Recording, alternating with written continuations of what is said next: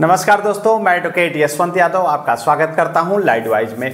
आज हम बहुत ही इंपॉर्टेंट वीडियो है क्योंकि बहुत सारे लोगों के पास section 25 payment and settlement act 2007 के तहत बहुत सारे लोगों के पास नोटिसें आती हैं और जो लोन से डिफॉल्टर हैं तो ये सब लोन से डिफॉल्ट होने के बाद सभी के पास सेक्शन 25 के नोटिस आए होंगे।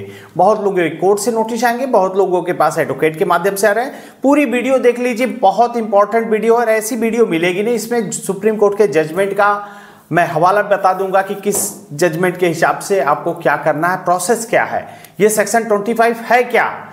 जैसे बैंक हो गया, एनबीएफसी हो गया, आपने लोन लिया है, ईसीएस लगाते हैं, ऑटो डेबिट, जो आपने हर महीने आपके अकाउंट से जो पैसे कट जाते हैं उसको ऑटो डेबिट कहते हैं, तो उसी को ईसीएस कहा जाता है। तो आपके अकाउंट में जो पैसे हैं डिडक्ट होने को ही ईसीएस कहा जाता है। और उस ईसीएस को आप जो अमाउंट को हर महीने अप्रूव्ड करते हैं तो ऑनलाइन लेते हैं तो ऑनलाइन अप्रूवल लिया जाता है या ऑफलाइन भी लिया जाता है। तो ये होता है ईसीएस, ऑटो डेबिट को ईसीएस कहते हैं। उसके बाद पेमेंट, उसके बाद यदि आप किसी विषम परिस्थिति, यानी किसी विषम परिस्थिति आपको लोन लिया गया था, बैंक कंपनी एनबीएफसी ने आपकी जॉब को देख करके लोन लिया था, आज किसी कारणवश आपकी जॉब चली गई, जॉब छूट गई या आप जॉब नहीं है तो आपने लोन की ईएमआई नहीं दे पा रहे हैं, या फिर कोई पारिवारिक समस्या हो गई, कोई बीमारी ऐसी बीमारी होती है कि जिसमें हो जाने के बाद बहुत सारे पैसे खर्च हो जाते हैं, आपके पास पैसे लोन की ईएमआई आप नहीं पे कर पा रहे हो,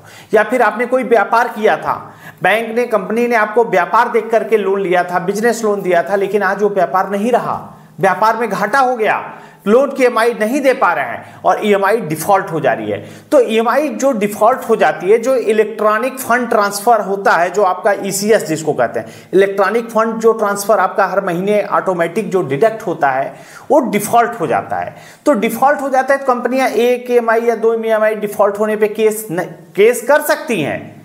केस तो एक ईएमआई डिफॉल्ट होने पे भी कर सकती हैं कि एक ईएमआई ईसीएस का केस सेक्शन 25 का, लेकिन एक ईएमआई दो ईएमआई के बाद ये तीन ईएमआई डिफॉल्ट होने के बाद ही करती हैं, उसके पहले नहीं करती हैं। ज्यादातर केस में कर सकती हैं, ये नहीं है कि नहीं कर सकती, कर सकती हैं। तो क्योंकि section 25 payment and settlement act का नोटिस आता है तो कंपनियों को इन्फॉर्म करता है कि हाँ ये आपको ईसीएस बाउंस हो गया आपका। देखिए, मुझे आपको इतनी सरल भाषा में बताना पड़ता है कि कोर्ट की प्रोसीडिंग अलग है।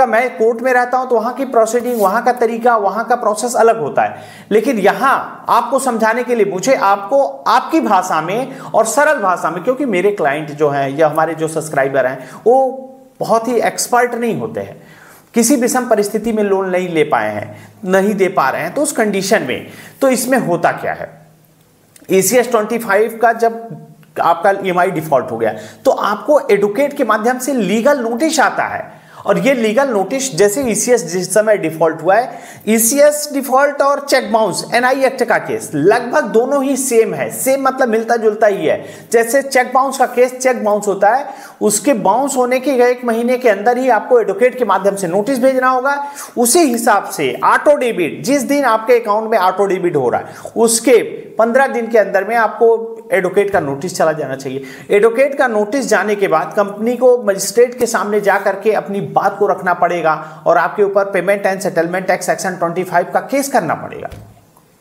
और उसके बाद अगर एक महीना बीत गया तो उसका तो समय सीमा, जो समय सीमा होती है वो तो समाप्त हो गई, क्योंकि आपको जैसे चेक बाउंस में होता है, जिस दिन आपने चेक बाउंस किया उसके 15 दिन के अंदर एडवोकेट का नोटिस जाना चाहिए। तो 30 दिन के अंदर इनको प्रोसेस कर लेना है, मजिस्ट्रेट के समक्ष जा करके केस फाइल कर देना है। तो ये होता है प्रोसेस। तो इसमें क्या होता है, एक ईएमआई का जिस दिन डिफॉल्ट हुआ, जिस दिन ईसीएस गया, उसी दिन के 15 दिन में एक ईएमआई का एक केस होता है, ये भी जान लीजिए। ऐसा नहीं है कि आपकी 5 केस हो गया तो 5 ईएमआई का साथ में इकट्ठा करके आपको कह देगा ये ईसीएस बाउंस हो गया, इसका केस करिए, ऐसा नहीं है।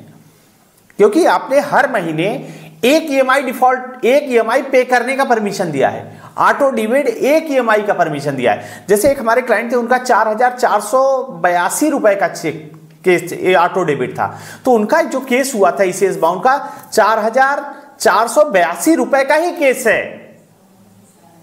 और कंपनी को जैसे सेक्शन 25 का जो होता है सेम डे बेल हो जाती है। अगर पहले बात कोर्ट में जाता है मैटर तो प्री कॉग्निजेंस की नोटिस आती है, यानी कोर्ट आपको सूचित करता है कि ये कंपनी के माध्यम से आपके नाम पे केस फाइल कर दिया गया है। तो उसमें सम्मन की कॉपी आती है, सम्मन में कॉपी भी आती है, आपको इन्फॉर्म किया जाएगा, बुलाव पत्र दिया जाएगा कि ये मैटर है, उसमें मुकदमा नंबर लिखा रहेगा, आपका नाम लिखा रहेगा, एड्रेस लिखा रहेगा, कोर्ट का एड्रेस लिखा रहेगा, कहाँ पे जाना है, किस टाइम को जाना है, किस डेट को जाना है, सब कुछ मेंशन रहेगा उसमें, उस सम्मन में सब कुछ मेंशन रहेगा।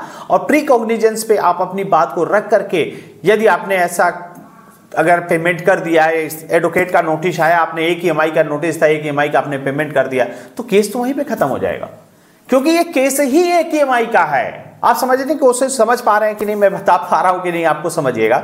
जैसे होता है सेक्शन 25 का जो है पेमेंट एंड सेटलमेंट का आपके ऊपर केस हुआ, एक EMI का एक केस हुआ, अगर इनको 50 EMI आपकी डिफॉल्ट हो रही है तो इनको 50 केस करना पड़ेगा।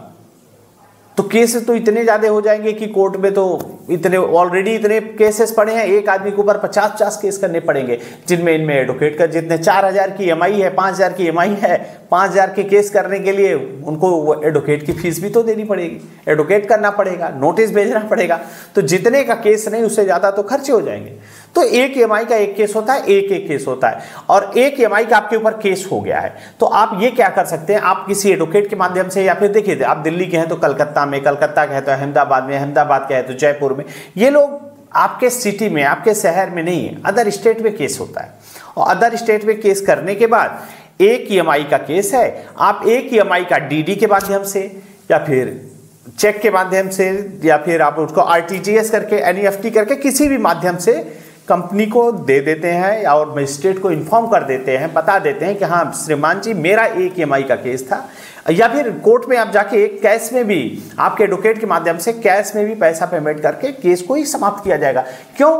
क्योंकि केस है ही एक EMI का, एक EMI का एक केस है। 4000 की EMI थी, 4000 का ही तो केस है, तो 4000 का आप DD बनवाते हैं, 4000 का DD बना कर दे सकते हैं, सामने वाले एडवोकेट भी तो कहेंगे ना हाँ एक EMI का केस था तो आपको एक EMI का पैसा मिल गया, आप केस को डिस्पोज, और उनको पैसा लेना पड़ेगा क्योंकि एक ही EMI का केस है। जिसलिए इसी के लिए माननीय सुप्रीम कोर्ट ने एक केस था दामोदर यश प्रभु वर्सेस सैयद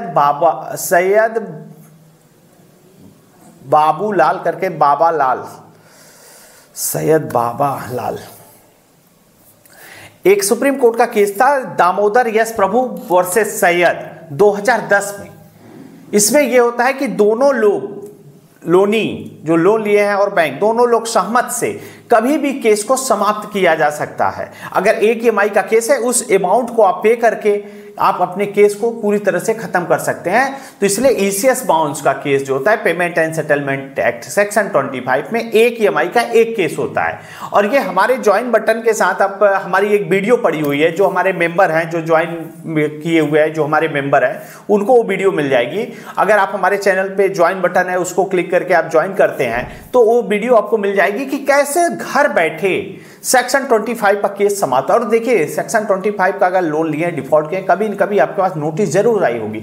और कोई भी नोटिस आए, रिकॉल, डिमांड, आर्बिट्रेशन, चाहे जो नोटिस आए, नोटिस का आपको जवाब देना जरूरी है। पहली बात, नोटिस का जवाब देना जरूरी है। उसके बाद आगे का जो प्रोसेस है, जो तरीका है, जो करना है, एज एडवोकेट मैं कलकत्ता में, अहमदाबाद, जयपुर में जहां जरूरत पड़ेगी आपको एडवोकेट प्रोवाइड करा दूंगा, आपकी बेल करा दूंगा, और आगे का जो प्रोसेस होगा हमारे एंड से कर दिया जाएगा। और ये ऐसा केस है कभी भी समझौता किया जा सकता है, कभी भी समझौता योग्य है, सेम डे बेल होती है, इसमें कोई जेल का प्रावधान नहीं है कि सेक्शन 25 का केस हो गया कि आपको जेल हो जाएगी। जेल का कोई प्रावधान नहीं है इसमें। नोटिस है, बेल करा लीजिए, सेम डे बेल हो जाता है। और कोई दिक्कत हो, समस्या हो, परेशानी हो, हमारा नंबर है, आप हमसे संपर्क कर सकते हैं। मैं अपनी बातों को यहीं समाप्त करता हूं। जय हिंद, जय भारत, नमस्कार।